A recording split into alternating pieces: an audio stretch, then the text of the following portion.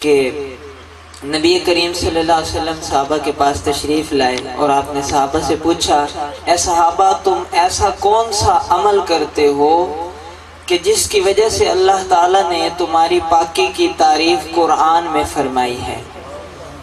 صحابہ نے کچھ عمل بتائے تو نبی کریم صلی اللہ علیہ وسلم نے فرمایا نہیں، کچھ اور بتاؤ۔ تو پھر صحابہ نے بتایا کہ ہم ڈھیلے استعمال کرتے ہیں، جب ہم استنجا کرتے ہیں تو ہم پہلے ڈھیلے استعمال کرتے ہیں اور اس سے پیشاب کو خشک کرتے ہیں، پھر اس کے بعد پانی استعمال کرتے ہیں۔ تو نبی کریم صلی اللہ علیہ وسلم نے ارشاد فرمایا تمہاری اسی خوبی کی وجہ سے اللہ نے تمہاری پاکی کی تعریف قرآن پاک میں کی ہے۔ تو ہمارے ہاں اکثر یہ مسئلہ لوگوں کو معلوم نہیں ہے۔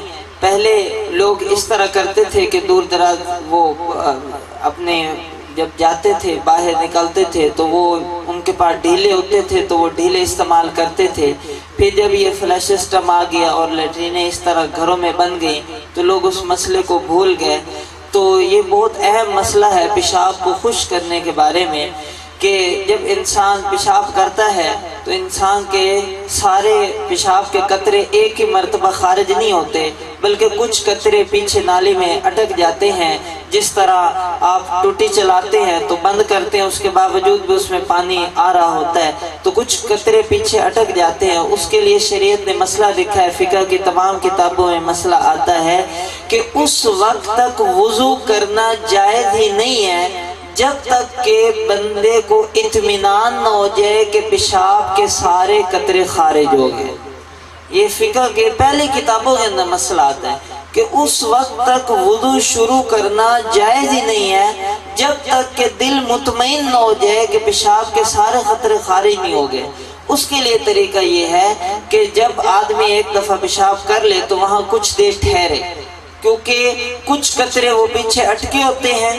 تو بندے دا کھبا پیر ہے اس تے ودن پا کے کچھ دیر باندھا ہے تو وہ پھر قطرے وہ خارج ہوتے ہیں۔ پھر وہ پیشاب والی نالی دے اگوں وہ ٹیشو پیپر استعمال کرے، کیونکہ شہرہ دے وچ وہ ڈھیلے وغیرہ میسر نہیں تے اس دا نیم البدل ہے، اس دے قائم مقام ہے۔ وہ ٹیشو پیپر میں لگا سی تے اس دے نال اس کو پتہ چل جاسی بھی ہن پیشاب دے قطرے خشک ہو گئے۔ پھر